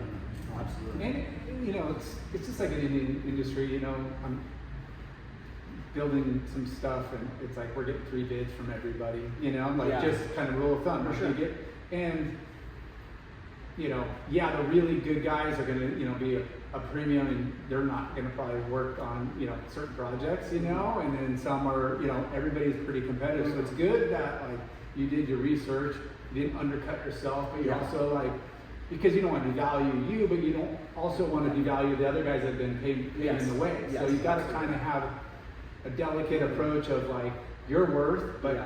you know, it gets around real quick when you start hearing like Yeah. numbers are thrown out, and that's the last thing you want, you know? And Wardo was like, hey Matt, like you're gonna be a whatever hotcake basically. He's like, Yeah. dude, there's not a lot of guys like he was like pumping me up for it. He's like, dude, there's not a lot of guys your age with your background that are gonna be able to offer what you do, and you're gonna have like a line of clients. Wow. And he was telling me That's this. promising. Yeah, to hear. because he kind of did coaching briefly, but he was more into the like the agency Yeah. management side, and people were like trying to hire him, and he was like having to tell all these people, no, I'm not going to be your coach, Yeah. because he didn't want to do that part of it. So Well, he's it's like, not- Matt, you're like me, we're really similar, him and I, as far as our backgrounds and whatnot. Yep. And he's like, It's go for not only because his situation is so different, right?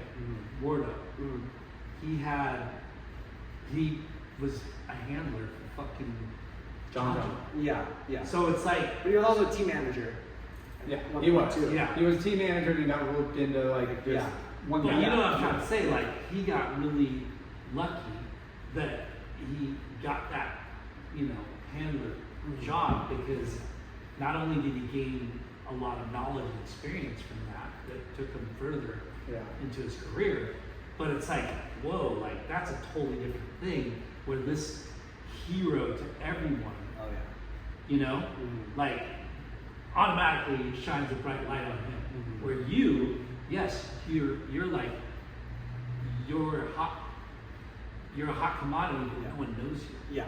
You know what I mean? Yeah. You're new to coaching. New to coaching, but I had Experience. managed 40 or 50 surfers, right? So they all knew me. Yeah. And I ran the Grom Search series for that whole time. Yeah. So then I knew all those surfers too, and Yeah. all those families. But We're the all- coaching part of it is so fucking different. It is. It is. It's unique. It's definitely Yeah. a unique space. And there wasn't a whole lot of. There's definitely more coaches. I've done this for 5 years now. U.S. Open. This is my 5th year doing it. That was like my first major event. Who was your first? So right when I announced I was doing it, it was like Alyssa Spencer.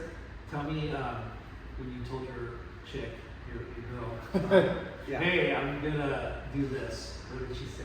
Yeah, no, she was backing Backing it. it? Yeah, absolutely. She was super supportive. Well, you got furloughed, you're quitting, but you're going to go pay this, you know, mentor, you know, Yeah. guru. Oh. You have no money. Yeah. You're COVID. Yeah. Wait, you're going to start a new business? Yeah. We're gonna move to It Santa was Cruz? all. It was everything at once. Moving out of our house, we had just lived in together for like a year and a half. We had like really nice in Costa Mesa, and then Yeah. Big decisions. And you want to change, and you got it. Yeah, we So- went all in. Alyssa Spencer. Yeah, so Alyssa would have been like 16 at the time, 17 about, and she was like our number one girl on the upcoming junior program on Rip Girl, so she just said yes right away. Then Peter Mel called me, so I got John Mel Wow. right away. And then I had some younger kids, this kid Diego Ferry from Hawaii, and with the furlough thing, he was sending me footage and I was reviewing it and doing like voiceover and doing a little video review, like Zoom call with him, and I was doing a little bit of that, so I was doing some online coaching with a couple of groms on the Rip Girl team. So that's kind of how it started. And then I remember the U.S. Open got switched to September that year, and let's see, Brisa was working with Glenn Hall, Brisa Hennessy, who I'm working with this week, but Glenn couldn't leave the country. Lockdown, yeah. And so she hit me up. So then I had a couple clients going right there. And what happened? Did you get some insights from Glenn, like, you know, or just No, say no, I want just like yeah, your not baby? him. I did reach out to Phil McNamara, Yeah. mixed coach, and told him, and he wrote me a whole beautiful long email, gave me his insights. Yeah, you'd have to know somebody pretty well, I think, or at least have Yeah. like an end, you know, Yeah. to kind of. And also 'cause someone who's people probably kinda- not like a peer, I guess, and like the age gap helped. That, Phil's and I feel like, you know, people are gonna hold their cards to their chest. yeah, you know, like, oh man, I want to help you, but I'm not gonna. So this is the breakthrough. So Brisa hits me up. She goes, "Hey, I got 3 private days at Waco. I want to like work on my airs. Will you go with me there?" And I was like, "Yeah." She's like, "But it's this much. We need to like, hopefully we can find some more surfers. So it's cheaper. It's expensive to rent the pool Yeah. out, right?" This was the previous owners at Waco. And then first guy I hit up was John Mel. Said yes. We wanted to get 2 more. And he's like, "Oh, my friend, you might know who he is. Nolan Raposa might be wanting to come." Yeah, this is where I hadn't even met Nolan really. Like he'd done the Grom Search events through Rip Curl and stuff, so I'd only like he actually won the international final at Bowls in Hawaii, but I didn't really know him. Yeah. And then he ended up hitting up. He's like, "Oh, I got my friend in town, Shane Sykes. He's a really good surfer from South Africa." So all of a sudden, my very first coaching trip was with Bree Sanessy, John Mel, Nolan Raposa, and Shane That was Sykes. a Start start. 3 days at Waco. 3 days at Waco. Yeah, doing basically air camp. You know, and I had a good aerial pass, and like I just brought my shitty little coaching camera and reviewed the footage with them and gave them tips and made a little edit Which makes out of it kind of sick to have like a stationary set, like. And after every air, they run around. Yeah. We watch the wave real quick. I'm like, okay, you gotta, How get quickly the back did foot up. that high. trip happen after you decided to? Well, a couple months later. Yeah. All Yeah. kind of fell into place. It all fell into place. So did you get a business license? Yeah, Like, yeah. I started LLC. Yeah. Business license. After that, Website. got the website. My wife's a designer, so she made my logo and made my website. So that's cool. Yeah. Family business. Yeah. Exactly. Yeah. And then, how was the interaction like with those athletes? Were they just like, "Hey, thanks, we'll see you later," or they're like, So this is what's funny. So we get to the last day of the trip, connected really well, having a killer time, and Nolan's like, "Hey Matt, the U.S. Open's in 2 weeks. Like, you think you'd coach me?" "Wow, I was like, "Fuck yeah, let's do this. Let's do this." And then I coached Alyssa Spencer, Bree Sanessy, and Nolan at that event. That was my first main event ever, and Nolan got 3rd. jeez, Dude, we went So off good. that week, dude. Yeah. It gives me goosebumps thinking about it. yeah." It was so fun. We had so much fun. Nolan went from the very first round and just caught fire, dude. Yeah. It was his best career result, and like it was just insane. Each heat he was building. He beat Kolohe twice in that event. Yeah. 2 different rounds. We remember just the town rally, you know? Like, Yeah. And he lost to his best buddy, Jake Marshall, in the semi. Oh, is that right? Yeah. He's Yeah. got a special place in my heart because he comes from Long Beach, Yeah. you know, Yeah. and I come from Long Yeah. Beach, Yeah. and he's a goofy footer, and I remember like going, he's like Wilco, Yes. Oh yeah. you know, like That's why Wilco was a fast- big backer of Nolan. A, too. a faster, more whippy mini version of Wilco. Because Wilco's like, you know, Yeah. he's got the whip, but he's like a little big. He's much bigger guy. He's like much he's a bigger. much bigger guy, but dude, that guy. Similar technique. That So one gnarly. run he had when he won Yeah. back to back. They went back to backers. We won 3 in a row, really. Yeah. Yeah. But when I saw that kid lighting it up, I'm like, fuck, he's good. He's from Long Beach? Yeah, right? The hood? Yeah, so that was a really fun week. And then like, I didn't even know it was next in my coaching journey. I had no idea what was going on. Seriously, I had no plans. Really, I was trying to. Because you were bankrupt. I was just figuring out whatever's going on. And then Nolan's like, and his dad's like, well, Portugal's next week. Like, you want to go to Portugal? I was like, next week? Like, I was not planning. I was like, and it was the COVID time, so you had to like, it was actually like physically impossible. I had to like get tested and fill out paperwork and all these things, and like, I was just like, and then France was the week after that. It was 3 events back to back to back. And I was like, okay, I won't go to Portugal, but you guys pay for my trip, I'll meet you in France. And they're like, done. And then, funny enough, we go to a party the last night, Sunday night at the bungalow. Little Indonesian kid sitting at the bar, Rio Waida. He goes, hey Matt, will you coach me? No way. You coached Rio too? Yeah. Fucking A. So the next year, I coach in Rio. So I ended up coaching Rio in France, and then I coached the whole team in Haleiwa that year too. And in France, by the way, I coached Brisa to a win on the chop. Okay. So second event in coaching, we got a win. Yeah. That's huge. Like coaches like fight their whole careers for that. Yeah. Yeah. I mean, Didn't Nolan do good in Portugal that year? No, Was it? no, didn't do too well. But he did well in one of those contests, right? That year, no, it was just basically the U.S. Open was his main result. Yeah. he did well at Snapper. Snapper. Yeah, that was 2 years later. Yeah. Oh. Another third. Yeah. Yeah. that one was- Another mental backside surfing. Yeah. Yeah. The run of guys he went through too in that event was crazy. Who he took And out. he was kind of like a underdog, like nobody. yes. You know, they kept talking on the Yeah. cast. Who is Yeah. this guy? You know. And you were wearing your signature tennis ball yellow hat. So that was so. Yeah, So in France, that next event, the beach is packed with people, hundreds of people around you. How do you find it? How do you And see my? and I like so some coach like a Ross Williams, I think he even like talk shit on me on the podcast or on the webcast once. He's like, oh, I don't like that style of coaching. Like when the surfers in the water, let them be. Yeah. And all respect to him, of Yeah. course. Like, he's the man and in that style. But Yeah. I'm actually very different. I like to communicate with the surfers I'm working with during the heat. Like if I'm seeing something that's clearly not working, I want to let them know. Yeah. If I see sets coming, I can let them know because I have a little better vantage point. Things like that. Yeah. And Nolan really liked to he loves that dynamic. Yeah. Having a second set of eyes on the water, helping him out. Like, am I in the right spot? And Yeah, You know, and in kinda- France was like the shifting beach breaks, and I remember like the event was on hold, and he had like the first heat after the hold, and we are like, all right, here's the bar, I'm gonna Yeah. sit on, and he paddles out there with Michael Rodriguez or someone else, and then like as the heat's about to start, the 2 other competitors blaze down the beach like far, like pretty far, to another peak, and I'm sitting, Jake Marshall's sitting with me on the beach, and we're both talking, right, well, Nolan's peak stopped breaking. It's done. Like the waves, the high tide, the tide changed, and we're sitting on the beach and we're like waving the boards like crazy, and Nolan's like looking in and like has to scramble and paddle like 200 yards down the beach to the other bank mid heat, and then he made the heat though. Yeah. And then Thanks to your vocalization. yes, yeah. you Because would've if I would have done- let him out yeah. there without that, he would have Yeah. just sat in that dead zone Yeah. and never made You that. gotta do you and what works for your team. Yeah. You know? Like, Yeah. And then it was funny though. So then Nolan's like, dude, I can't see you. Like, I can't see you. So I went home from that trip, and one of my friends makes a little clothing business at home. I was like, dude, can you make me like the brightest hat possible so that when I'm coaching, my athletes could see me? Yeah. And that's when the yellow hat came out. we gotta make yellow hats, like. Dude, a little one off. So it's like a neon yellow hat. Yeah. Now other coaches are doing that too, Yeah. which is funny. And every time I see people on the beach, they're like, "Where's the neon hat?" I'm like, "Actually, I only wear it on comp days. Yeah. Like today, I'm coaching this morning. I'm not gonna wear it on a free surf. It's specifically for the event. That's funny. It's not for style.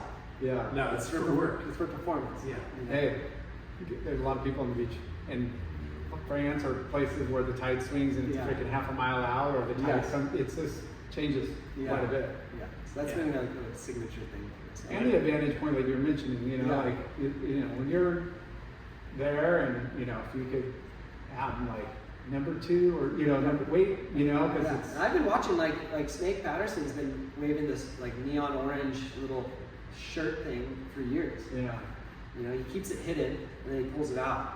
Mine's not hidden, it's just on my head. well, I'm sure people change their game too, you know? Yeah. And if it works, you know, if you're the coach and your team riders in the water and they know who to look for, Yeah. you know, for help. Yeah. It's all beneficial. Yeah, you need all that. I had some flags when I was trying to tell my kid, because he's 16 now, but when he's younger, it's like, dude, you're missing too many waves. Like, you're either sitting too far out, Yeah. you know, and I'm on the beach and I had a flag to like, it means like, Yeah, come in a little yeah. bit, you know, and then, you know, wave Yeah. left or right. Is But this it a was like, competition or just surfing? no, just yeah. surfing. Yeah, yeah. Because, Yeah. you know, it's like Yeah. after you For sure. graduate from like dad Yes. pushing you into now Yes. you're just surfing. Depth- like, depth is hard. Well, you're missing a Yeah. lot of waves. Yeah. I told you to not go out. You know, it's like Yeah. you tell them and then they go out there and they sit in a totally Yes, spot of and you're like, course. ugh. Yeah. But Yes. yeah, Absolutely. I needed somebody like you to tell the kid because they don't listen to parents. Yeah. Little Barney. But no, it's you got like you got your angle, you got your what works for you, and Absolutely. yeah, keep going. Yeah, thank you. You know? So now, who's on your squad? You got Well, I think I talked about at the beginning of the podcast. So, yeah, I got those 5 Challenger Series surfers for this year. And then I have a whole kind of QS team, which with like from some of the San Clemente guys, which is Hayden Rogers and Luke Weiler, kind of my main guys. On the East Coast, I have Will Dean. If you guys know any of these guys, but they're kind of top juniors. Race for Quicksilver. Been working with this girl up in Half Moon Bay, Zoe Chait, who's a big wave surfer as well. And then I have a whole like Grom crew too. So those are kind of like my 3 tiers. I have like the amateurs that I have, when I have time, work with them. The Ruby Stringfellow and Isla Hardy. I got some guys in Santa Cruz, Brody Price and Max St. Dennis, younger teenage kids. It's got to be kind of cool when these bigger names hit you up, and like international names hit you up. You're like, how the fuck did like? I know I'm speaking on your behalf. Like I know I'm coaching some gnarly people, but for an international person to notice that and go, oh, I want to hit up.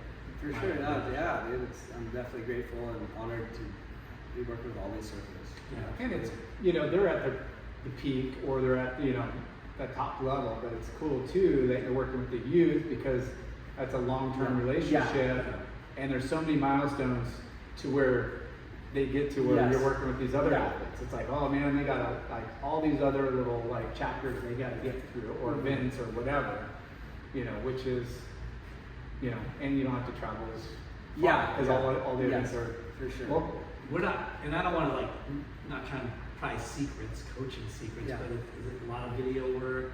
He needs coaching. That's why he's like, hey, It's a bit of everything. Like, for example, like me having a group atmosphere is super helpful. So the surfers can kind of like feel the energy from each other. You've obviously noticed it. Like the Brazilians were really good at that on tour. The Aussies are really good at that. And I kind of create this like group kind of culture. And yesterday we ran an entire mini event at River Jetties.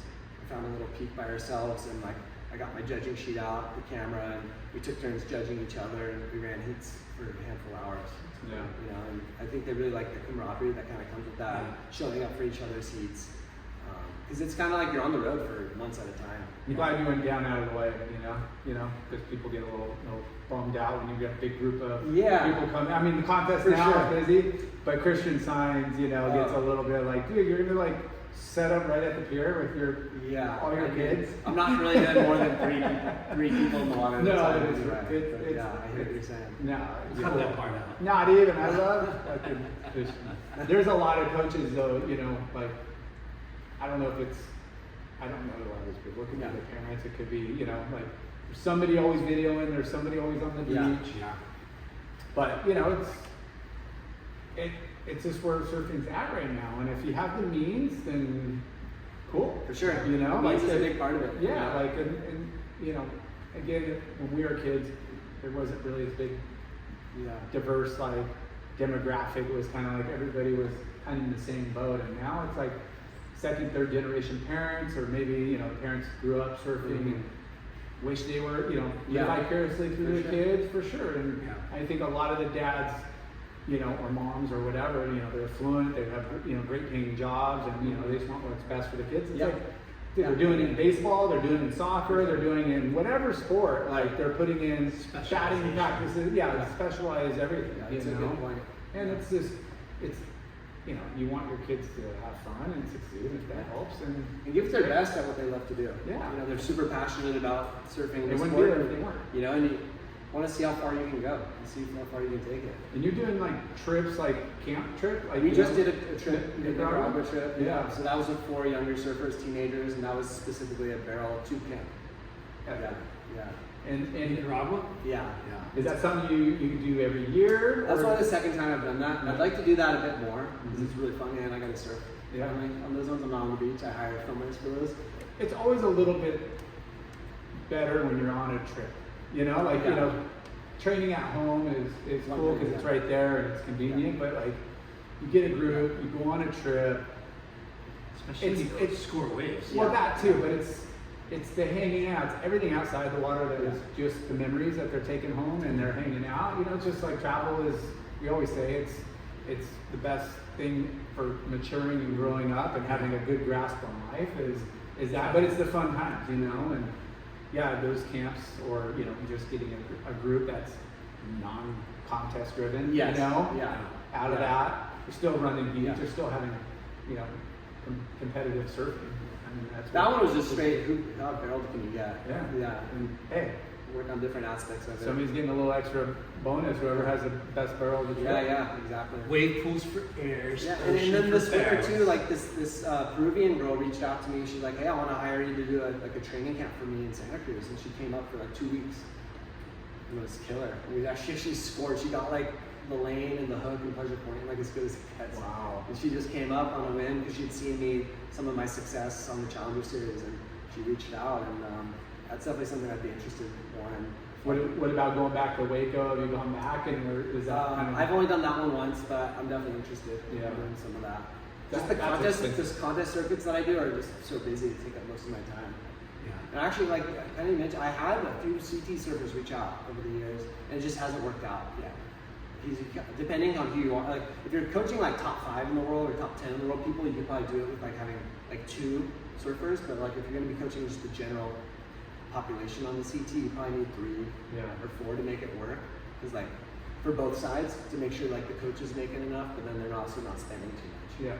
You know what I mean? Like, No, it's so expensive. Everything. yeah, like a couple of seasons ago, I had 2 CT surfers reach out, but I was like looking for a third. Because if I could have 3, that would have made sense. Yeah, it's expensive. Yeah. You know, travel, food. You know, airfare, like everything. We gotta get Huckabee and Nolan on tour. Yeah. NORAP's knocking on the door. 4 years in a row, it's been really close. He's just Ah, been sniffing. Really close. Sniffing at the heels. Yeah, That's that's so fucking close. Yeah, and Ryan's on his way. He's a bit younger than Nolan, so he's got some things to learn still, but he's fucking ripping. He's so good. And you said you ride lost boards. What's your like models like? Because he's got Yeah, he's too got a many bunch. good ones to choose from. My favorites probably in overall like fun way and good ways is the Driver 2.0. Yeah, round tail has been my favorite. And then I ride a sub driver. I actually ride the Mason model that no one really rides all that much. The Little Wing quite a bit, which is a pretty fun model.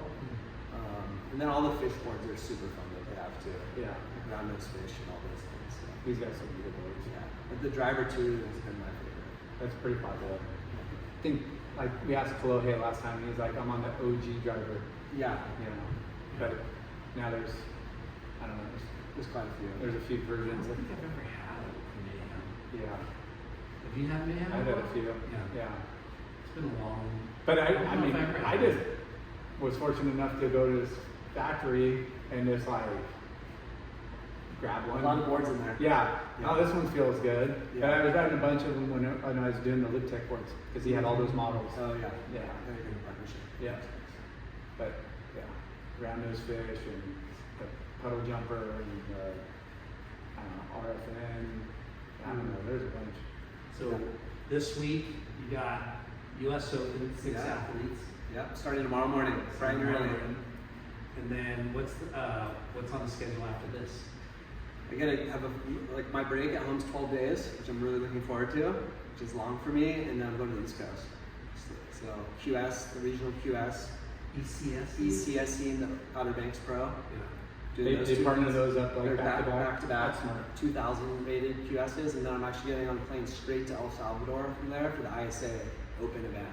And I'm gonna be coaching Team Finland. You're coaching Team Finland? Yeah, they reached out to me like 5 months ago.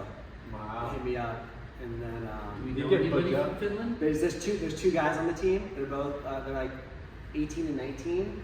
They're from Finland but live in San Diego. Okay. Yeah. Ellie Tempiri and Lucas McMahon. Awesome. And yeah, I'll be coaching those two guys. Surf City. Yeah, Surf City, El Salvador. Yeah. There's going to be a lot of events this week. Are you going to make it to all of them? So it's funny, one of the like the early days with Rip Curl Dylan Slater, he's like, all right, you got to wave the flag to every party. I was like a part of the deal, team manager. Smart. I remember I would like, my car would never leave like one of those overnight, like, Yeah. It's just part partying. Yeah, I was just there. And it's But important now, to be visible. no, dude, Yeah. I barely drink anymore because like I was taking a nap before you picked me up because I wake up. I've been getting up at like 4 every day or 4:30, and I'm going down to the beach at 5:45 every morning. Yeah. Fucking slave driver over here. Well, they've been running the longboard event, so the only time I have in the contest venue is from first light till 7:30 Yeah. On Southside. on south side. Because then if I don't like going down there at 4 after the event, it's Blowing out in the shade. yeah. It's blowing. It's been blowing lately. Yeah. We had a good early summer run with a lot of swell and mild winds, and then it just last 3 weeks. It got cold. It's been cold. And, I mean, this week looked like it's going to warm back up, but Yeah. the winds. And, But I'm definitely not going to miss a few of the premieres. Nolan and Tyler Gunner, who are Step like Brothers. boys, the Step Brothers. I'm going to go to that one. Yeah. That one's at And I can't miss Logan's movie. There's no way. Yeah. Yeah. We're excited. Yeah. Yeah. I just those ones now that I have a little baby with me. It's my 6-month-old. Yeah, congrats. And yeah, and then the contest mornings, I'm probably piecing out pretty early. Yeah. From the shows, Yeah. not staying late. And most of them are pretty PG, you know, early. You know, Yeah. they're not full production. Yeah. I mean, Snap will be. But Yeah. like I meant the Inherent Bummer. You know, Yeah. Inherent Bummers is pretty Up fun with sick. this. Yeah. Yeah. I'm staying Those right guys- there across the street. Yeah, you're psyched. Yeah, I'm right there. You can stumble home real easy. Yeah. Yeah. Well, you could stumble right over to Bonsai Bowl. Yeah, man. No, he already gets hooked up. I called Bard earlier, Oh, you did. and I go, oh, dude, I need to get some more cards. Oh, yeah, we're gonna interview Matt Myers, and he's like, well, you're not gonna give it to him. He's already got the hookup. Yeah. Yeah. Big thank you to Joe for taking care of me for all these years. Like, Yeah. luckily, I don't live in there, so I don't really take advantage of the hookup too Yeah. much because I live in Syracuse. There's no location, but when I'm here, Hell I'm going yeah. by. Yeah. Yeah, I got my name in the computer. Yeah. Yeah. Dude, so good. Speaking of sponsors, Yeah. he already rides for FCS, but we ride for Futures. That's baby. fine. That's Yeah. fine. Dude. And Yep. I was a futures guy for a long time, but the FCS guys approached me when I started this coaching journey. That's cool. so- That's it. We got Yeah. the Rasa signature here, and then the performance twin, or is this I don't know, reverse 3-2. I don't know what that means. Is that 2-in-1? 2+1. Those look sick. and then And then you got your choice over here Yeah. in the Scotia Industries assortment. So you had a power bank, wireless charging. You got like a car mount, speaker, and a little magnetic topper. It's a portable speaker. That's pretty killer. Yeah, this one's super small. Look at this little Sick. portable charger. Those are all epic. dude, I you see. need This is shades. Hausman's sponsor, huh? Yeah. Okay. So I coached Cole the year that he qualified. Oh, We sick. got 2 wins on the Challenger that year. Dude. Yeah. He's, Yeah. been He's a beast. Hey, lifting. I just think if there's more lefts on tour, he'd be. Well, he's good in everything. But, Yeah. But I've been texting with him a lot. But his frontside surfing at lowers is blew my mind. I Everywhere. When it's straight into finals day. Sacramento. I went to Yeah. finals day and watched quarters and semis, and oh my god, Yeah. the waves. People would be in couldn't trouble. get If better. there's more high performance lefts, Yeah. you'd be dominating. Yeah, I just No one like can seeing match that. big power, yeah. just man turns.